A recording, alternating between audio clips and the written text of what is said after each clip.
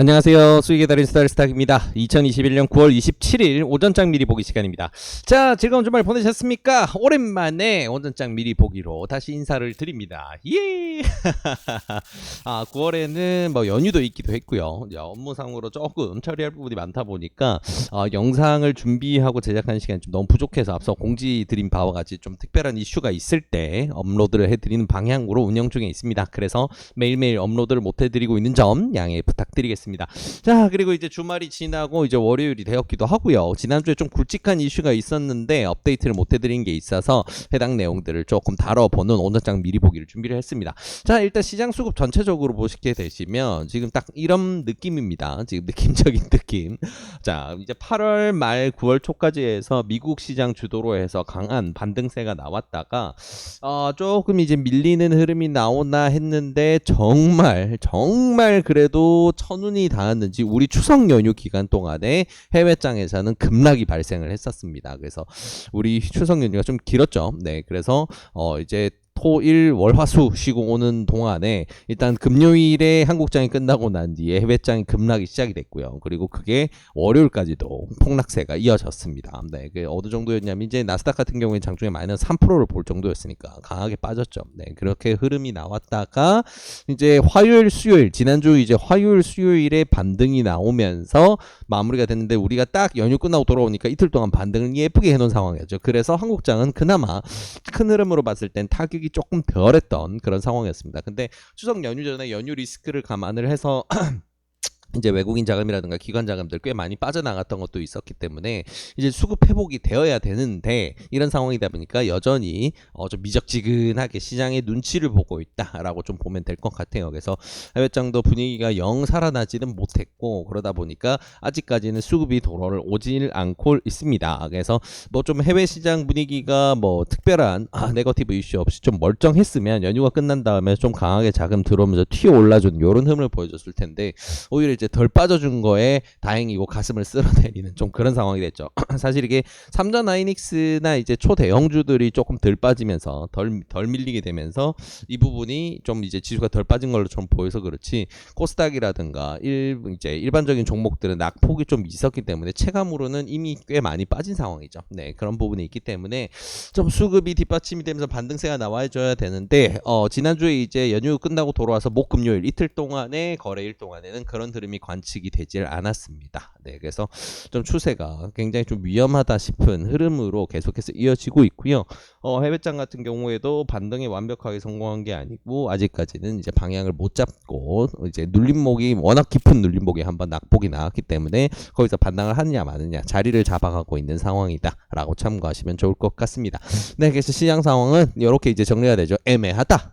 요게 어디로 튈지 지금 상황에서는 아무도 단언할 수 없다. 이제 이렇게 생각해 볼 수 있을 것 같아요. 그렇기 때문에 우리의 방향성은 여전히 좀 몸을 사리는 방향으로 유지를 합니다. 그래서 소통방 통해서는 계속 말씀드리고 있는데 아무래도 지금은 몸을 좀 사리는 게 우리의 매매 안정성에 도움이 된다. 그래서 무작정 이제 좀 떨어진 종목들 내가 지금 매입을 해서 평단 조절을 한다라는 거는 평단 조절이라는 거는 무한정할 수가 없죠. 네, 물타기를 해서 평단 조절을 하면 할수록 비중이 커지기 때문에 그 다음 평단 조절을 하려면 더 큰 자금 그리고 또 더 큰 자금이 이렇게 들어가야 되기 때문에 이런 전략을 짤 때는 반드시 어느 정도 명확하게 좀 반등세가 나오기 높은 확률이 있다라고 하는 지점에서 물을 타시는 게 좋아요. 네, 그래서 아직까지는 그러기에는 시장 전반적인 안정감이 너무 떨어지는 상황이다. 네, 이렇게 참고하시면 좋을 것 같습니다.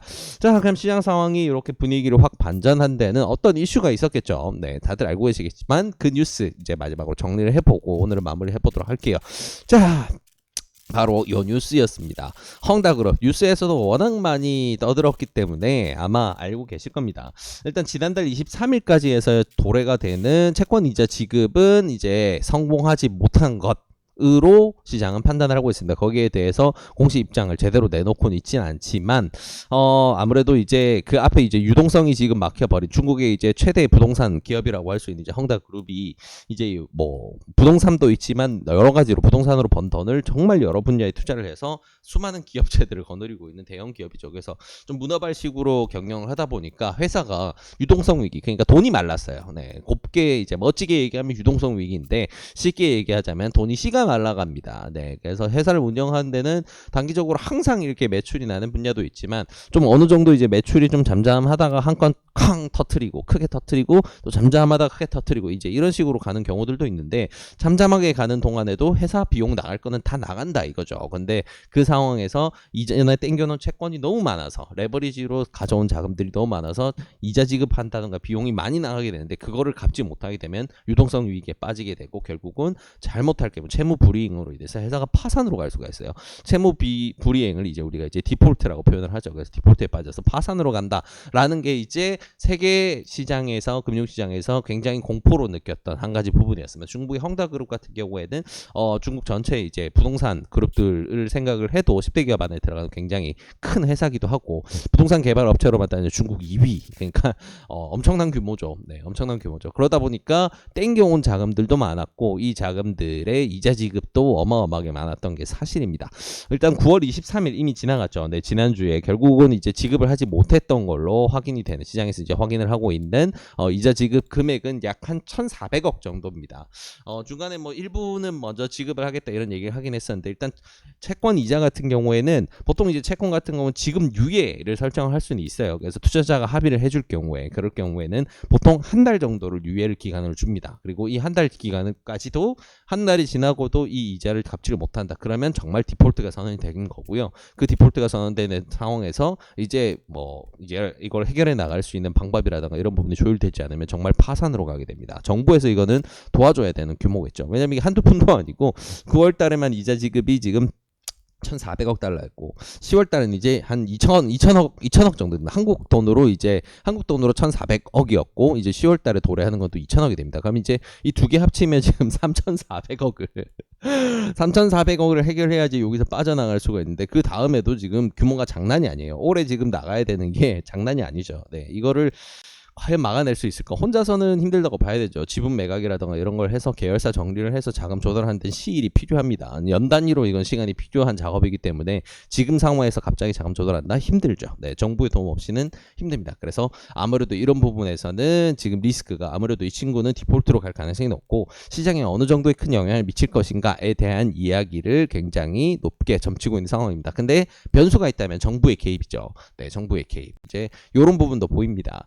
일단은 헝다그룹들 비롯해서 부동산 시장, 중국의 부동산 시장이 생각만큼 고성장을 계속해서 이어나가지 못하고 침체 국면으로 들어간다라는 흐름이 나오게 됐을 때는 지금 수많은 이제 부동산 기업, 이제 중국 같은 경우에는 GDP의 약 4분의 1 정도를 부동산업이 담당할 정도로 부동산 투자업이 굉장히 좀 중요한 역할을 하고 있어요. 부동산이 굉장히 경제의 근간이 돼주고 있는데 이게 무너진다라고 한다면 시진핑 정권도 위험한 상황을 겪을 수가 있겠죠. 그러다 보니까 마냥 무시할 수가 없습니다. 그래서 이제 중국의 중앙은행이라고 할 수 있는 이제 인민은행 같은 경우에는 시장에 돈을 더 푸는 이런 조치를 취하게 되죠. 이제 역레포, 그러니까 역RP 이런 단어 지난주부터 해서 뉴스 많이 보셨을 텐데 이게 뭐냐면 시중에 이제 은행들이나 이 친구들 같은 경우에는 이제 중앙은행이 찍어내는 이제 그 국유 채권들, 그러니까 국채라든가 이제 이런 부분들을 통해서 시장에 유동성을 공급하게 되는데 이제 은행이나 이런 쪽에다가 유동성을 공급해주기 위해서 중앙은행이 역으로 이 친구들이 사갔던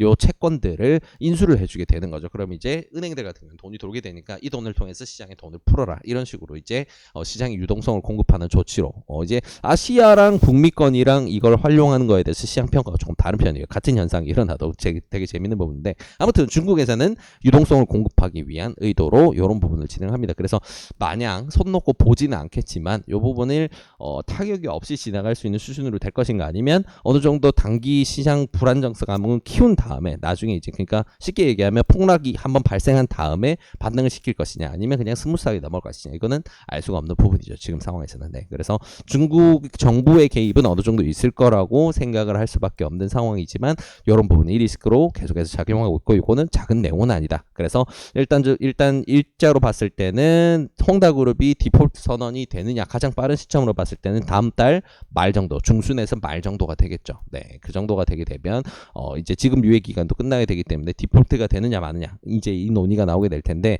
그 시점까지 그러니까 지금부터 약 한 달의 기간 동안은 몸을 사려야 되겠구나. 이 이슈가 굉장히 강하게 작용할 수 있겠구나라는 거 참고하시면 좋을 것 같습니다.